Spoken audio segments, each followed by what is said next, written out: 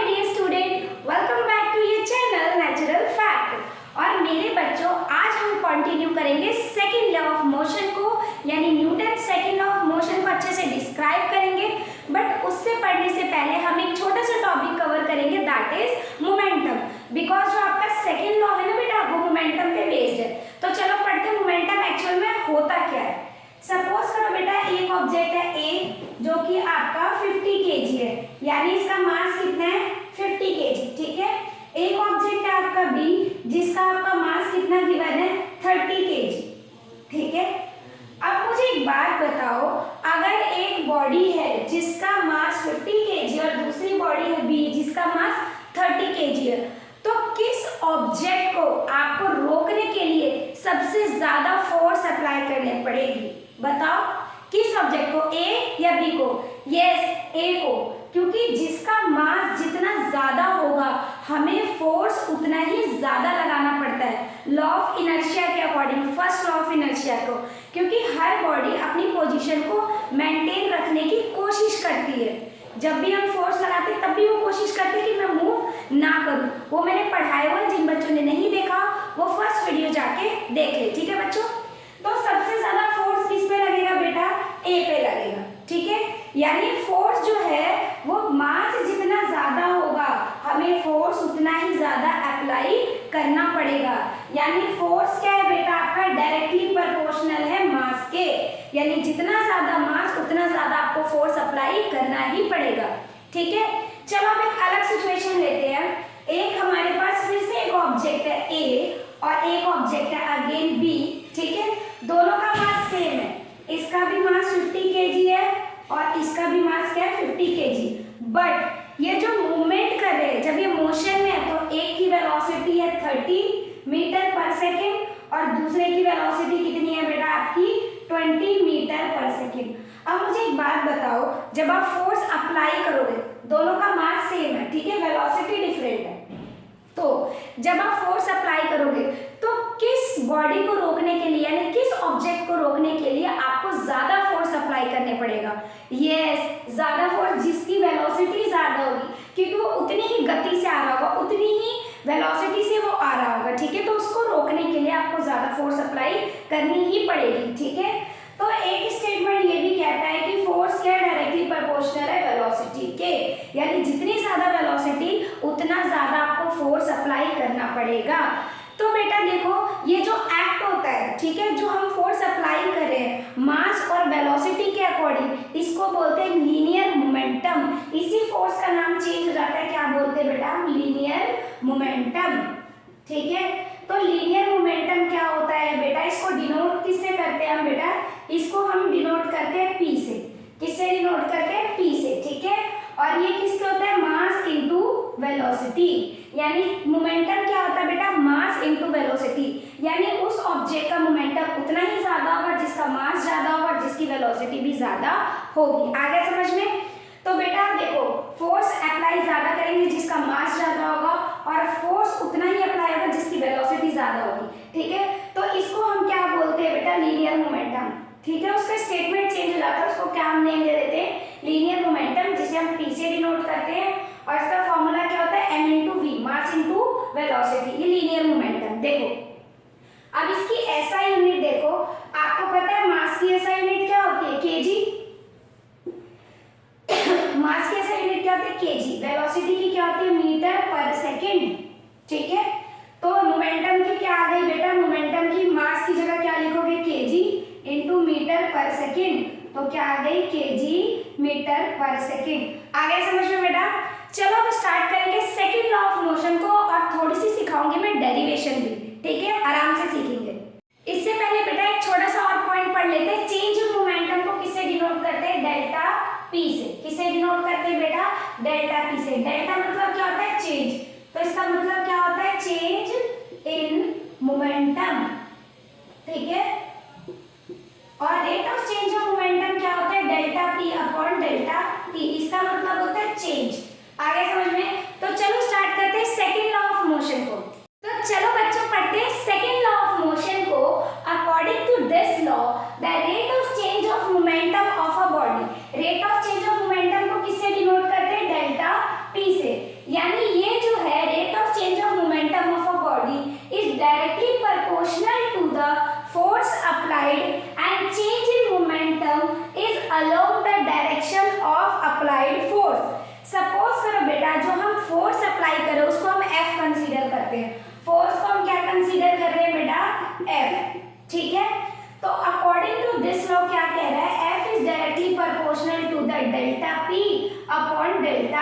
T, ठीक है। यानी change in momentum directly proportional है और चेंज इन टाइम क्या है, इनवर्सली प्रोपोर्शनल है। Basically the rate of change of momentum of a body is directly proportional to the force applied and change in momentum along the direction of applied force. तो देखो बेटा ये क्या हो गया, हम कांस्टेंट को क्या मानेंगे, के से डिनोट करेंगे। तो F क्या हो गया बेटा, K delta P upon delta T। आगे समझ में। अब करते हैं हम लीनियर मोमेंटम जो हमने निकाला था P इक्वल्स टू mv, उससे करते हैं डेरिवेशन और हम फाइंड आउट करेंगे कि फोर्स क्या होता है, मास इनटू एक्सेलरेशन। ये वाला फॉर्मूला हम ड्राइव करेंगे, ठीक है। चलो बेटा तो फॉर्मूले को ड्राइव करते हैं, सेकेंड लॉ ऑफ मोशन को, F equals to m into a वाले फॉर्मूले को। तो कंसीडर करो एक बॉडी है जिसका मास हमें गिवन है कितना है, m, ठीक है। उसकी जो इनिशियल वेलोसिटी है, इनिशियल वेलोसिटी कितनी है बेटा, u। इनिशियल वेलोसिटी कितनी मानोगे बेटा, उसकी इनिशियल वेलोसिटी कितनी है, u। वो एक्सेलरेट करिए वेलोसिटी से इन अ टाइम t, टाइम कितना दिया हुआ है आपको, t, और वो एक्सेलरेट करिए वेलोसिटी से, तो यानी उसकी जो कंसीडर करेंगे दूसरी वेलोसिटी वो v से कंसीडर करेंगे, ठीक है बेटा। By applying a constant force in a time t, हम उस पे एक कांस्टेंट फोर्स अप्लाई कर रहे हैं। एक ऑब्जेक्ट है जिसका मास m है, उसकी इनिशियल वेलोसिटी u है और वो एक्सेलरेट कर रही है एक वेलोसिटी से जो क्या है v in a time t when we applied a constant force f। हमने फोर्स को किसका माना है बेटा, f से। फोर्स को क्या माना हमने, कैपिटल F। चलो ड्राइव करते, ठीक है। देखो इनिशियल मोमेंटम क्या होगा बेटा, मोमेंटम का फॉर्मूला क्या होता है बेटा, इनिशियल मोमेंटम क्या होगा बेटा आपका, p into you, sorry m into you, ठीक है। यानी मास इंटू इनिशियल वेलोसिटी, यानी हमारा p क्या होगा, हमारा मास इंटू इनिशियल वेलोसिटी, ठीक है। ये इनिशियल मोमेंटम होगा और हमारा एक मोमेंटम होगा फाइनल मोमेंटम। फाइनल मोमेंटम क्या होगा बेटा हमारा, m, मास तो सेम ही है ना, उसी ऑब्जेक्ट की बात हो रही है, लेकिन यहाँ पर उसकी वेलोसिटी क्या हो गई है, v। क्या हो गई है बेटा, v। आगे समझ में। तो चेंज इन मोमेंटम क्या होगा बेटा, चेंज इन मोमेंटम, यानी हम क्या निकाल रहे हैं, delta p, change in momentum.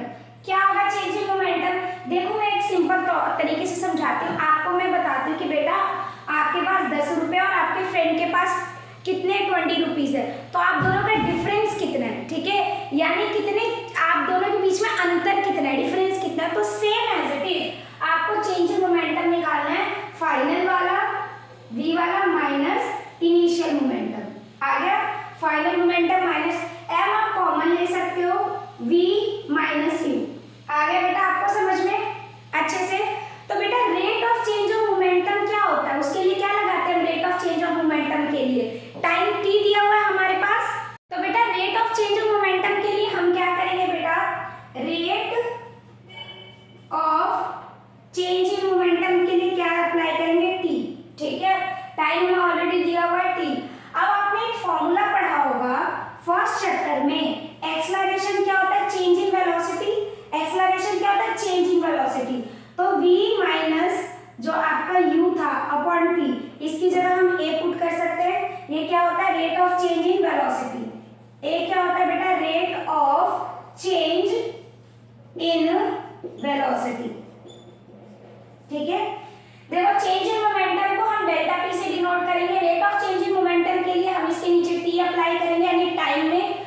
देखो और आपने ये फर्स्ट चैप्टर में पढ़ा है कि आपका ये जो होता है एक्सेलरेशन क्या होता है बेटा, आपका v माइनस यानी final velocity minus initial velocity, यानी rate of change in velocity. तो इसकी जगह हम क्या पुट कर सकते हैं बेटा, a पुट कर सकते हैं, ठीक है। इसकी जगह आप क्या पुट कर सकते हो बेटा, a। तो rate of change of momentum क्या हो जाएगा, m इनटू में a। इसकी जगह आपने क्या करा, a, आपने क्या करा, put the value of v minus u upon t equals to a, ठीक है। ये वेलोसिटी आपको क्या करनी है बेटा, पुट करनी है एक्सेलरेशन की। बेटा आप लोगों ने एक और चीज मैंने आपको बताया था, एक और तरीके से कर सकते हो कि f डायरेक्टली प्रोपोर्शनल होता है delta p upon delta t के rate of change in momentum के। और बेटा f की जगह आप क्या लिख सकते हो k, इसकी जगह constant proportional, change in momentum क्या है आपका ये m v minus you upon t, इसकी जगह आप क्या पुट कर दोगे a की वैल्यू, तो f क्या आ गया k m into a, k जो होता है हमारा कांस्टेंट प्रोपोर्शन होता है, इसलिए हमारा क्या आ गया मास इंटू एक्सलरेशन। फोर्स क्या बेटा मास इंटू एक्सलरेशन, बहुत ही इंपॉर्टेंट है, बहुत सारे न्यूमेरिकल्स आते हैं, ठीक है। अब इसके Newton second law of motion के कुछ एप्लीकेशंस पढ़ लेते हैं। देखो क्रिकेट क्या आप सबका फेवरेट है ना, तो जो प्लेयर्स होते हैं जो बॉल को कैच करते हैं, ठीक है, वो क्या करते हैं अपने हाथ को पीछे की तरफ थोड़ा सा बढ़ाते ताकि बॉल जो आए वो आराम से उनके हाथ में आ सके, ठीक है। ये एक्शन ऐसे ही नहीं होता, ये एक्शन रिप्ले नहीं है, इसका बहुत ही इंपॉर्टेंट रोल है, साइंटिफिक रोल है, Newton second law of motion apply करता है, ठीक है। आपको पता है अगर देखो कोई बॉल है, जो बैट्समैन होगा तो काफी क्या करता है उस बहुत ही फोर्स अप्लाई करके मारता है तेजी से, ठीक है, उसकी वेलोसिटी ज्यादा होती है। जब वो नीचे आ रहा है तो उसकी वेलोसिटी कम करने के लिए आप उसको जितना ज्यादा टाइम लगाओगे तो क्या होगा, वो धीरे धीरे करके रुकेगी और आपको चोट नहीं लगेगी। लेकिन आप एकदम से सोचोगे जाके कैच कर लूं तो क्या होगा, आपके हाथ में चोट लग जाएगी। और जो बच्चे क्रिकेट खेलते हैं उन्होंने ये चीज फील भी की होगी। तो जब भी आपको बॉल कैच करना तो हाथ को क्या करना है, पीछे करना है। देखो क्यों, क्योंकि मान लो कोई बॉल आ रही है, ठीक है, आपने पढ़ा एक्सेलरेशन क्या होता है v minus you upon T, यानी टाइम जितना ज्यादा, यानी रिटार्ड फोर्स जो आपका कैचर वाला है टीम में जो कैच कर रहा है बॉल, वो जितना ज्यादा टाइम उसको देगा बॉल को आने के लिए, उसको क्या होगा उतना ही कम हर्ट होगा और बॉल आसानी से उसके हाथ में आ जाएगी। क्योंकि देखो एक्सेलरेशन है जो टाइम के इनवर्सली प्रोपोर्शनल होता है, ठीक है, यानी अगर आपको एक्सेलरेशन कम करना है, ठीक है, तो आपको टाइम क्या करना पड़ेगा, बढ़ाना पड़ेगा। इसीलिए जो बॉलर होते हैं अगर वो बॉल को सडनली अचानक से कैच कर लेंगे तो एक तो उन्हें ज्यादा फोर्स लगाना पड़ेगा और उनका जो रिटार्ड फोर्स होता है उसके कारण जो एक्सेलरेशन है नेगेटिव हो जाएगा, जिसके कारण उन्हें और फोर्स अप्लाई करना है और टाइम क्या होगा, शॉर्ट हो गया, अचानक से पकड़ लिया, तो इस कारण वो हर्ट हो सकता है, उनको चोट लग सकती है। लेकिन अगर कैचर टीम ने क्या किया, आराम से अपने हाथ को पीछे लेके गए तो बॉल आराम से उन्होंने टाइम दिया कि बॉल ऐसे करके आके वो कैच कर सके, ठीक है, तो इस कारण क्या हुआ, वो कम हर्ट होंगे। तो ये भी Newton second law of motion का एप्लीकेशन है। आगे समझ में देखो बेटा, सपोज करो आपके पास दो इंसान है, ठीक है, सेम हाइट पे है, मान लो ये भी 50 मीटर की हाइट पे एक इंसान खड़ा है और दूसरा भी जो है वो 50 मीटर की हाइट पे ही खड़ा है, ठीक है, ये मेरा कार्टून कैरेक्टर ज्यादा लगता है, इंसान कम लगता है, ठीक है, ये दोनों कूद रहे हैं, एक के नीचे सैंड है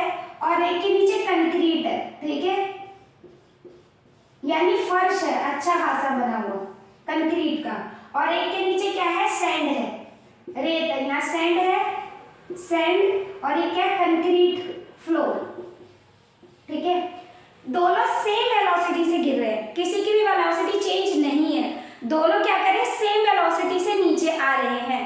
तो आप एक बात मुझे बताओ, किसको ज्यादा चोट लगेगी, इस पर्सन को जो कंक्रीट फ्लोर पे है या जो सैंड पे है, बताओ। जिन बच्चों को पता है वो मेरे बताने से पहले प्लीज कमेंट बॉक्स में लिख दो, प्लीज मेरे चैनल को लाइक और सब्सक्राइब करते रहा करो अगर आपको समझ आता है तो, ठीक है बेटा।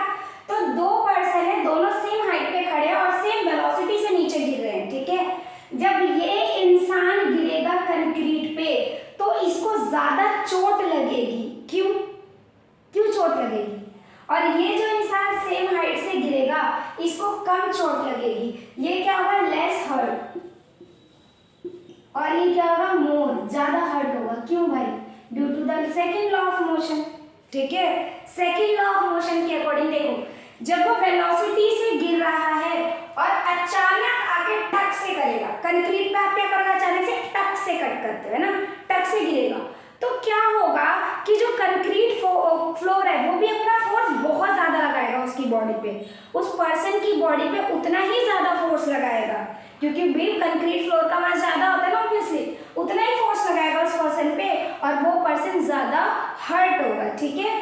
नेक्स्ट में सैंड में देखो, सैंड में रेत में आप देखते हो पैर धंसते हैं जब हम लोग नीचे जाते हैं, तो जब वो इंसान गिरेगा सेम वेलोसिटी से सेम ऊंचाई से, लेकिन जो उसके पैर है वो टाइम पीरियड बढ़ा देंगे, क्या करेंगे, टाइम पीरियड बढ़ा देंगे जिससे एक्सेलरेशन कम हो जाएगा,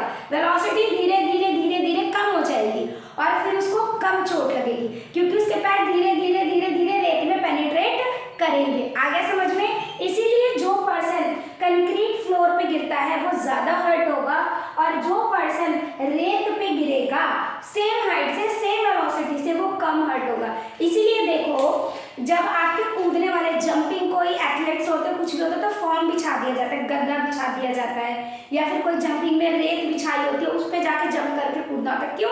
क्योंकि उनके पैरों में चोट ना लगे। ठीक है, हेल्थ इज मोर इम्पोर्टेंट। अब बेटा एक और एप्लीकेशन पढ़ते हैं। ठीक है, सपोज करो बेटा आपके पास दो बॉल है। ठीक है, एक क्रिकेट की बॉल और एक टेनिस की बॉल है। आप किसको कैच करोगे तो आप इजीली कैच कर लोगे, या फिर आपको ज्यादा फोर्स नहीं अप्लाई करनी पड़ेगी? बताओ। यस, टेनिस की बॉल को, क्योंकि क्रिकेट की बॉल का मास ज्यादा होगा। क्रिकेट की बॉल का मास ज्यादा होने के लिए आपको फोर्स ज्यादा अप्लाई करनी पड़ेगी और आप उसको इजीली कैच नहीं कर पाओगे। लेकिन उसके कंपैरिजन में आप टेनिस बॉल को बहुत इजीली कैच कर पाओगे, क्योंकि उसका मास क्या है? कम है, अकॉर्डिंग टू क्रिकेट बॉल, है ना। क्रिकेट बॉल से उसका मास क्या है? बहुत ही लेस होता है। ठीक है, आप सब गाड़ियों में जाते हो, ठीक है, चाहे आप बाइक पे जाते हो, चाहे 4 व्हीलर में जाते हो, या फिर 2 व्हीलर में, 3 व्हीलर में, किसी में भी जाते हो बेटा, तो आप देखते हो जो आपका व्हीकल्स का जो फ्लोर होता है, ठीक है, उसके टायर के उधर शॉकेट्स लगे होते हैं, शॉकेट नहीं लगे होते, शॉकर लगे होते हैं, स्प्रिंग टाइप के लगे होते हैं। क्यों लगे होते हैं? क्योंकि जो टायर कभी खड्डा वड्डा आए, कुछ आए, ठीक है, तो क्या करे, जो फोर्स उसके नीचे अप्लाई हो टायर में, वो पहले किस में पहुंचे? शॉकर में पहुंचे, और फिर वो फॉरेस्ट फ्लोर में जहाँ पे हमने पैर रखा है वहां तक पहुंचे। तो वहां तक पहुंचने में टाइम इंक्रीज हो गया, तो हमें क्या होता है? लेस फोर्स फील होती है। अदरवाइज वो शॉकर ना हो ना तो बहुत धक्का सा लगेगा, ठीक है, और आपको क्या, बहुत हिट फील करोगे आप। ठीक है, इसीलिए बेटा याद रखना कि जो व्हीकल्स होते हैं उनमें शॉकर इसीलिए डाले जाते हैं। आगे समझ में? चलो बेटा, आप एक दो एप्लीकेशन खुद भी मुझे लिख के बताना। ठीक है, अब हम पढ़ेंगे Newton third law of motion. ठीक है, आई होप मेरी वीडियो आपको अच्छी लगती हो। अगर सच में मेरी वीडियो अच्छी लगती है तो प्लीज मेरे चैनल को लाइक और सब्सक्राइब करेंगे। मिलते हैं हम पार्ट 3 में, that is the third law of motion में। Thank you.